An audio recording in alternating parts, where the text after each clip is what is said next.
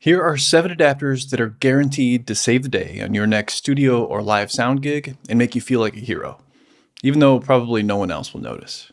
You can support Audio University by purchasing these adapters using the links below. The two most common connections in pro audio are XLR and quarter-inch TRS. These are essentially the same connector in a different form, and while each has its own unique structural benefits, both of these connectors are capable of carrying balanced mono signals over long distances. Most of the time, the mic inputs on your mixer or audio interface will be XLR, and the line inputs and outputs will be quarter-inch TRS. However, there are many mixers and interfaces that have XLR line inputs and outputs. You'll almost certainly encounter situations where you'll need to connect a quarter-inch TRS output to an XLR input, or vice versa. In these situations, you'll either need a TRS to XLR male or an XLR female to TRS connector. You could also use one of these adapters on each side of a long XLR cable to effectively create a long quarter-inch TRS cable. Like I said, XLR and TRS are basically interchangeable when dealing with mono signals. These adapters typically come in one of two forms, as an all-in-one adapter or as a small cable. And while there are situations where the all-in-one form is preferable, I tend to prefer the small cable variation in most situations because it puts less strain on the jack you're connecting it to, and it provides more space if you need to use an adapter on consecutive inputs or outputs. Another XLR adapter that's almost guaranteed to save you time, if not save the day, is an XLR turnaround. These come in two variations, of course, XLR male to male and XLR female to female. And you'll generally always use one of each whenever you use this type of adapter. Let's say you're working on a live show where the drummer needs a stereo feed for in-ear monitors. If you have a subsnake in place from the drum riser to the side of the stage for routing drum mics to the stage box, it will typically have female XLR connectors on the drum riser side and male XLR connectors on the stage box side.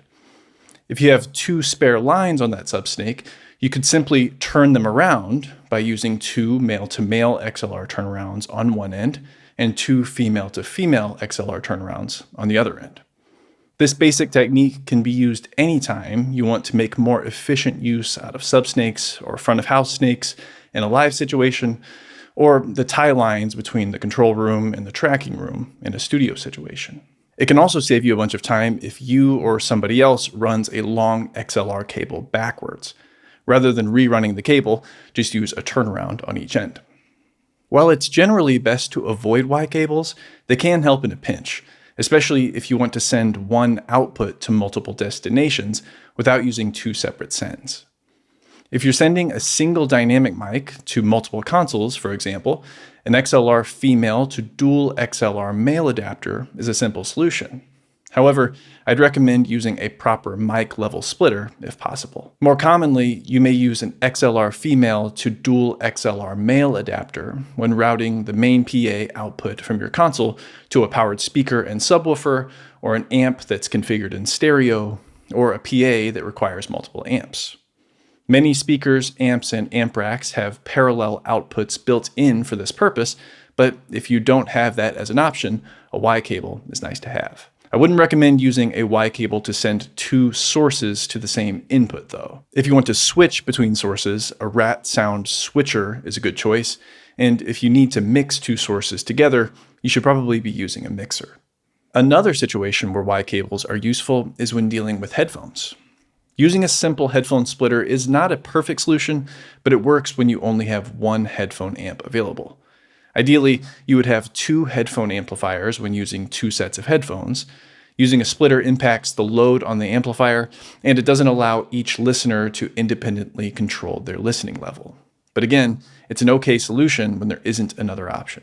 As you probably already know, quarter-inch and eighth-inch jacks and plugs are both very common. You never know when you'll need to connect a pair of headphones with an eighth-inch connector to a quarter-inch jack or vice versa. So I'd recommend carrying at least one or two of these adapters with you.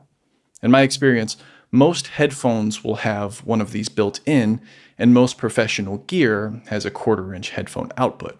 So I think it's most important to have an adapter that allows you to connect an 1/8" plug to a 1/4" jack, although they do make adapters that do the opposite. In addition to these 1/4" to 1/8" adapters that we've needed for decades, it's now become necessary to also have adapters that make it possible to get an analog signal from smartphones. This includes a Lightning to 1/8" adapter for Apple phones, or a USB-C to 1/8" adapter for most other phones. Getting a simple adapter like this is fine as long as your device has plenty of battery or can charge via a wireless charger. But I prefer to carry an adapter that allows me to charge my phone with a cable and extract audio simultaneously. These are also useful in that they allow you to send audio into your phone when necessary.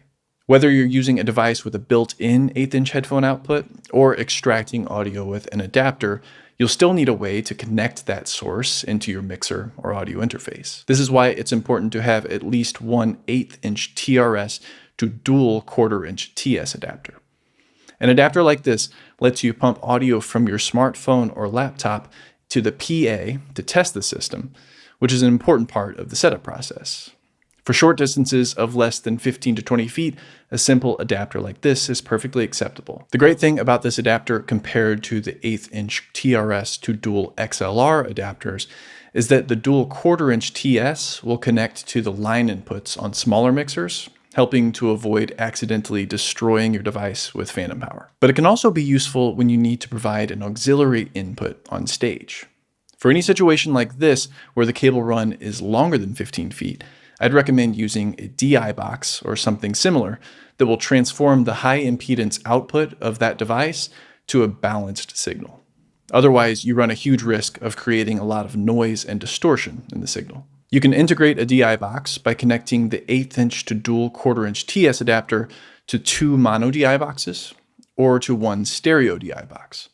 Alternatively, you could use a DI that's specifically designed for these types of applications, such as the Radial Pro AV2. If you're just running the stereo signal from the high impedance source to a mono PA system, you could simplify the whole process by using something like the Rapco Horizon LTI blocks. It turns any 1/8" stereo output into a balanced mono signal so that you can place it anywhere you need it without worrying about cable length.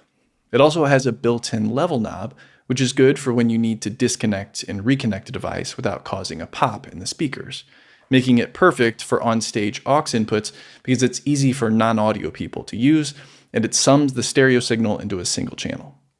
In the next video, you'll learn why it's so important to use a DI box for long cable runs like this. Go ahead and click the link that's on your screen now, and I'll see you over there.